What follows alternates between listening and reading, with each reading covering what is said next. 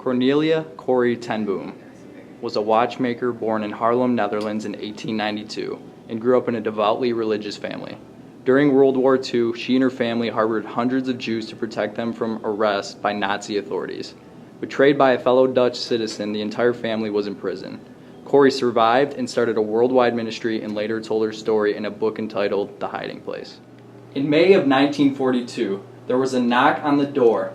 A well-dressed woman came to the ten Booms with a suitcase in hand and told them that she was a Jew. I'm a Jew.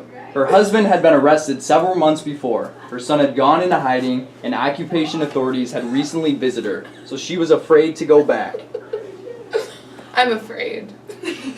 Please come in. I will hide you in my closet. Okay, cool. And 5 more ladies heard of Corrie's hiding place, and they too hid in her closet. Corrie had to get ration cards to feed the many Jewish people she was hiding, but only so many ration cards were allowed per household. So you could say she was a bit of a liar in order to get what she needed, even though she didn't want to. Hi, can I please have rations for my family? How many? 100. Don't you think that's a little much? I live on a farm, and I have a big family.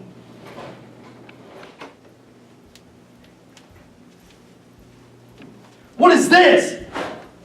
It's the Star of David. Not on my watch. It's right here too. Are you hiding Jews? No. Then what's in here? Baby ducks. Baby ducks? Yes. Oh, I hate ducks. Well, then what are these? Are these extra rations? No. You're under arrest. For what? Too many rations. After Corrie ten Boom's arrest, she was placed in a concentration camp with her family, and unfortunately her sister Betsy died.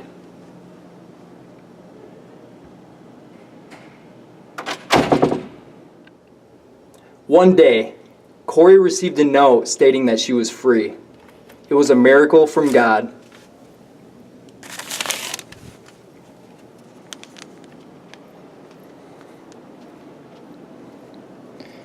You got mail, ten Boom. I'm free? I'm free. I'm free! I'm free! After the war, Corrie returned to the Netherlands. There in Bloemendaal, she set up a rehab center for concentration camp survivors, helping them to heal the mental scars and emotional wounds inflicted on them by their cruel captors during the horrific time of their imprisonment. This refugee center, in the true spirit of love and forgiveness for which Corrie ten Boom became known worldwide, also housed and cared for the jobless and homeless Dutch who had collaborated with the Germans during the war. In 1950, the center opened its doors to anyone in need of care. In 1946, at the age of 53, Corrie returned to Germany, where she met with 2 former Ravensbrück guards and forgave them for their part in the concentration camp atrocities. Thus began her worldwide ministry. In the years that followed, she traveled the world carrying her message of love and forgiveness to more than 60 countries. And although we all know this is President Wright's house, it's at least a close second to Corrie ten Boom's rehab center. If Corrie ten Boom could risk her life for the oppressed, how much more can we do for the poor and the oppressed in today's world?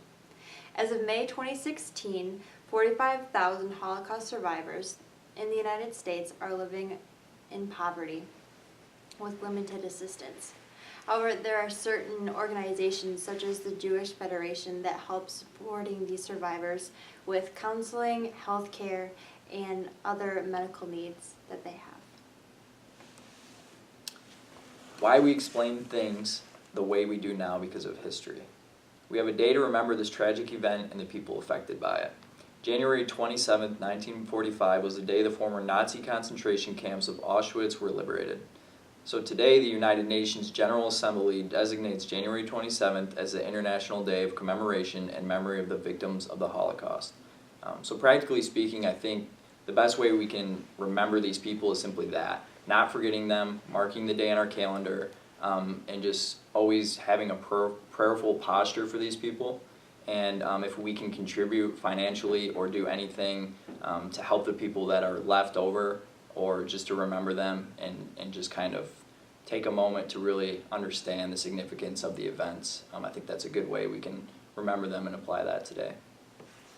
So as Christians today, being the Christians that we are now, and how Corrie ten Boom was a Christian, she was practicing how to be hospitable. And it even says in the Bible, in 1 Peter 4, it teaches us that we should just be hospitable, love one another, and just take care of one another at the same time. It also just makes you picture what she went through is a self-sacrifice. And we can relate that back to the Bible where Jesus had a self-sacrifice just for us.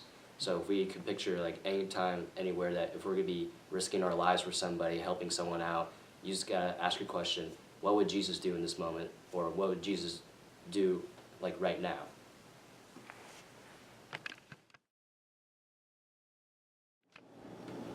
And 5 more women heard of Corrie's hiding place, and they too hid in her closet.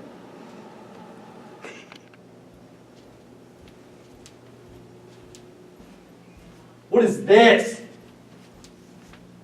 It's the Star of David. Not on my watch. It's on the door. Are you hiding, Jews? No, Well, then what's behind here? nothing, Then what are you hiding? nothing. There's nothing in there. Let me see. No, there's nothing in there. Look over there. There's stuff over there. All right, stop it. If Corrie ten Boom could risk her life for the oppressed, how much more can we risk for what did I say?